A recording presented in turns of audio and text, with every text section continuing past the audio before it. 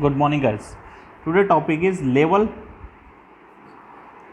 of prevention. Okay, in which four types. First of all, primordial prevention, and second, primary prevention, and third, secondary prevention, and fourth is a tertiary prevention. Tertiary prevention.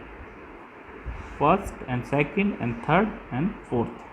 Four levels of prevention. First of all, I will tell you primordial prevention. Primordial prevention. It is the prevention. It is the prevention of the development of risk factor. It is the prevention of the development of risk factor. Means अगर हम risk factor को ही develop ना होने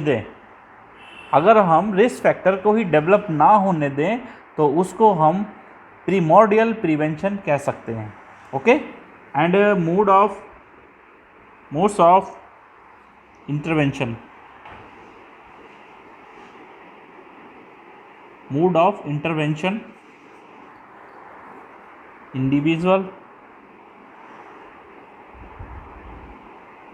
individual education and mass education.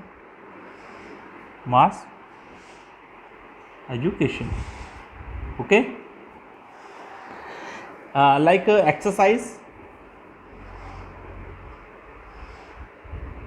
exercise since childhood and healthy diet. Okay, childhood में ही healthy diet लें या exercise proper करें तो हम रिस्क फैक्टर को डेवलप होने से रोक सकते हैं. It is primordial prevention. Okay, इसमें आप लिख सकते हो healthy to risk factor.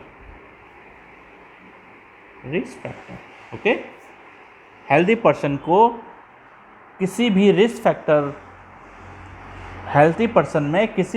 Factor को डेवलप ना होने देना. It is primary prevention. Okay, and second is a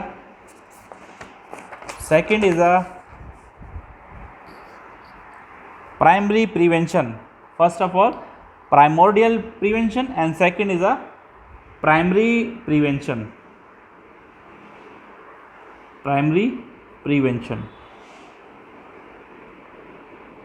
What is the primary prevention? It is the action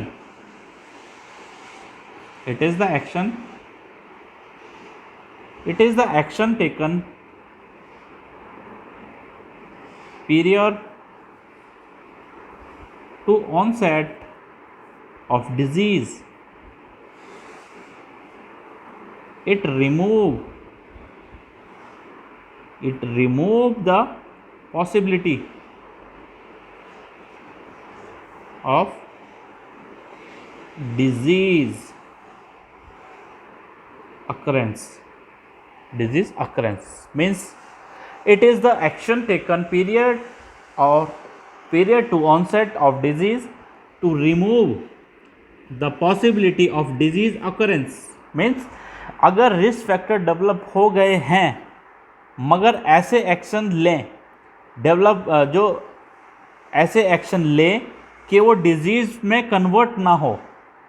okay, risk factor develop हो चुके हैं बट वो डिजीज में कन्वर्ट ना हो, it is primary prevention, okay, in which health promotion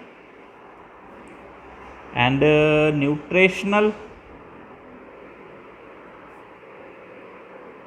intervention and lifestyle and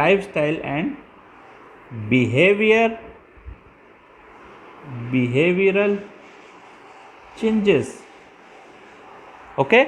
अगर हम hand wash भी करते हैं तो ये भी एक तरीका है प्राइमरी प्रिवेंशन का, okay, primary prevention, it is primary prevention.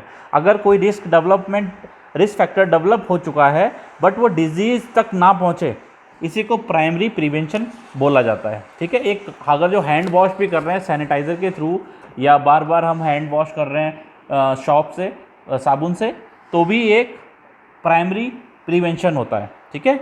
Risk factor जिसमें कि आपका risk factor disease, risk factor में डिजीज कन्वर्ट ना हो पाए, ठीक है, रिस्क फैक्टर से डिजीज में कन्वर्ट ना होने पाए, इसको हम बोल सकते हैं primary prevention, okay. Like obesity, risk factor बन चुका है ओबेसिटी, बट ये हार्ट अटैक ना हो पाए, हार्ट अटैक में कन्वर्ट ना हो पाए, it is primary prevention, okay. And next is a secondary prevention. What is secondary prevention? Secondary prevention, what is primary secondary prevention? It helps the progress, it helps the progress of disease at its incipient stage and prevents complication. It helps the progress of disease at its incipient stage and prevent complication। मतलब अगर disease develop हो चुका है, अगर जो कोई disease develop हो चुका है, उसे उसकी पैथोजेनिसिटी को आगे बढ़ने से प्रिवेंट करना, रोक देना, ही सेकेंडरी प्रिवेंशन बोला जाता है। Modes of intervention,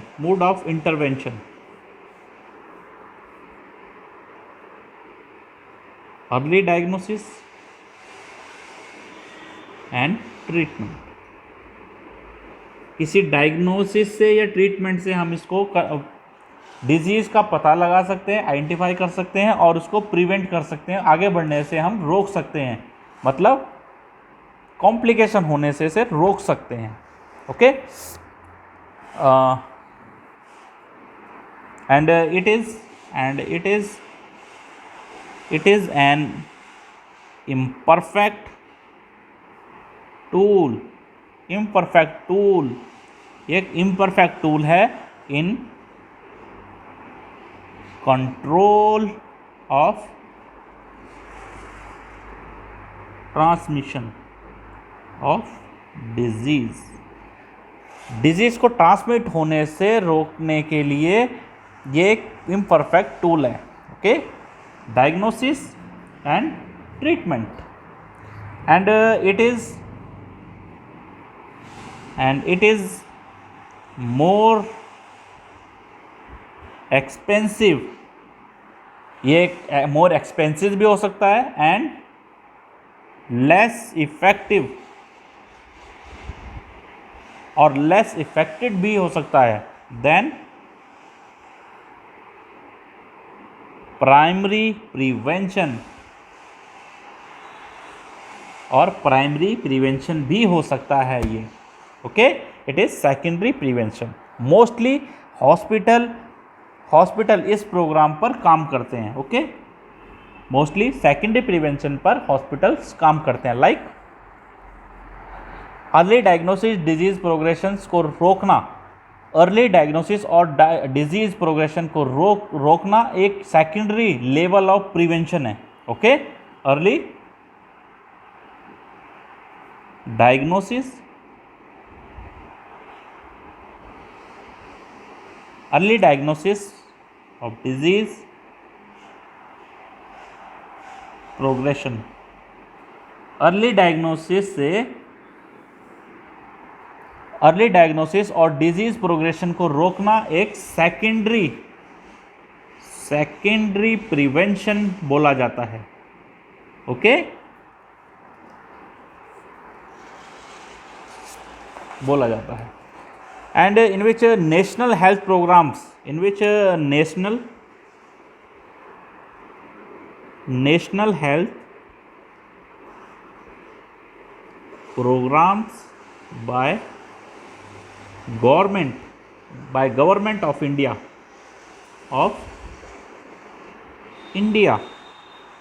mostly operate at secondary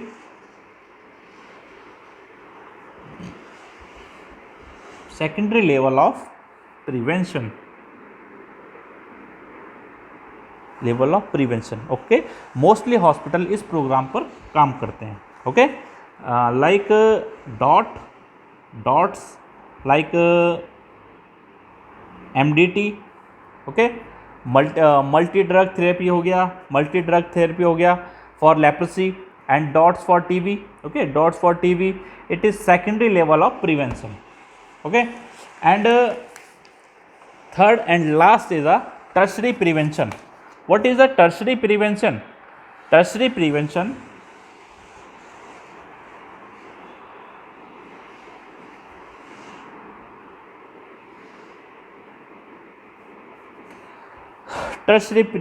it is applied when disease has advanced beyond stage.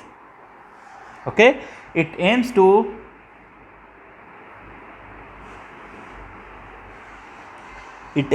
reduce or limit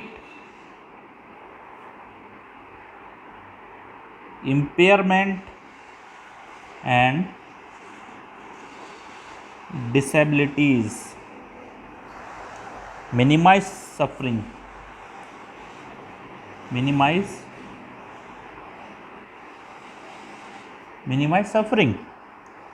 अगर डिजीज आगे भी बढ़ चुका है, टर्शरी प्रिवेंशन, अगर डिजीज आगे भी बढ़ चुका है मगर पेशेंट की डिसेबिलिटी या तो फिर इम्प्रूव होने से रोकें, वो टर्शरी प्रिवेंशन लेवल में आएगा। ओके, अगर डिजीज आगे बढ़ चुका है लेकिन उसको वहीं पर रोकना, उसको कॉम्प्लिकेशन में ना कन्वर्ट होने देना, this is tertiary prevention. Disease convert to complication. What is complication? Complication is a negative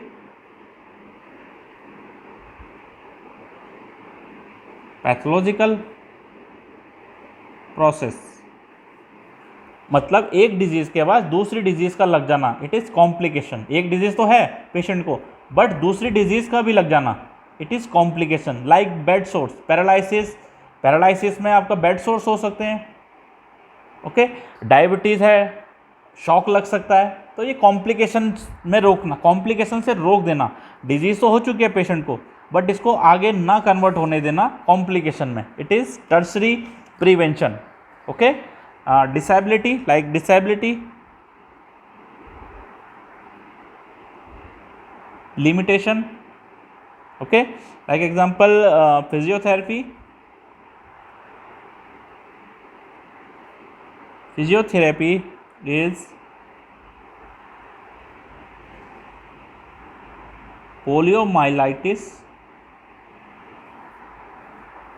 poliomyelitis के लिए फिजियोथेरेपी दें, या फिर कैंसर के पेशेंट को पेन रिलीविंग ड्रग्स दें या साइकोलॉजिकल रिलीफ दें, तो वो भी टर्शरी लेवल ऑफ प्रिवेंशन होता है। Okay, thank you.